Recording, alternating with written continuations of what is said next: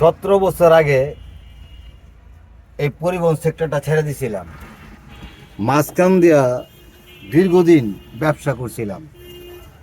যে ব্যবসা যে মহল্লায় করছি মোটামুটি ভালো, আলহামদুলিল্লাহ চলছি। কিন্তু একটা রোড হইল, রোডটা হওয়ার পরে আস্তে আস্তে এই এলাকায় প্রচুর পরিমাণ দোকান হয়ে গেল।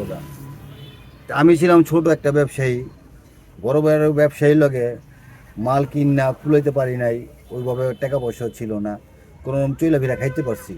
আস্তে আস্তে ব্যবসাটা ড্যাম হয়ে গেছে। 17 বছর পর এই মোটর ডিপার্টমেন্টে ঢুকলাম। ঢুকা দেখলাম আগে যেমন ছিলাম মোটর ডিপার্টমেন্টে 17 বছর আগে সেরকম নাই।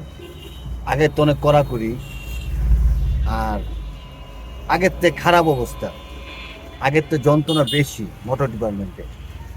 আর এই ডিপার্টমেন্টটায় এখন ঢুকা বুঝতে পারলাম একটা জিনিস, নতুন অবস্থায় বর্তমানে এই সেক্টরে সবচেয়ে অবহেলিত কারা। আগে বুঝতাম পরিবহন সেক্টরের ভিতরে যারা লোকাল গাড়ি চালায় তারা সবচেয়ে অবহেলিত। এখন আরেকটা জিনিস যোগ করলাম, সেটা হচ্ছে মালামাল বহন করে না যে গাড়িগুলা, এই গাড়িগুলা সবচেয়ে অবহেলিত।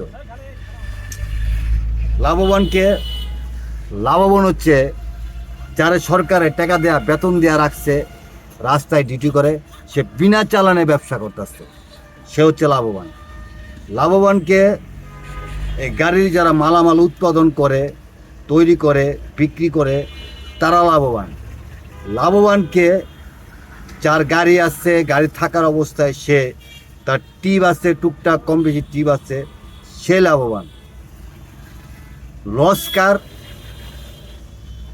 লস হচ্ছে এই পরিবহন সেক্টরের যারা ড্রাইভার তাদের লস।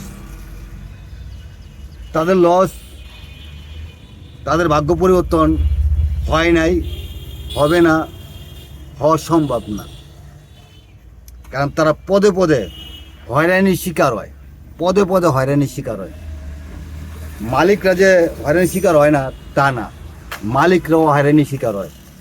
প্রতি বছর কাগজ করো, গাড়ির মান্তি করো, কাগজপত্র থাকার পরও একটা গাড়ি পুরো পারফেক্ট কোনো দিনও থাকতে পারে না।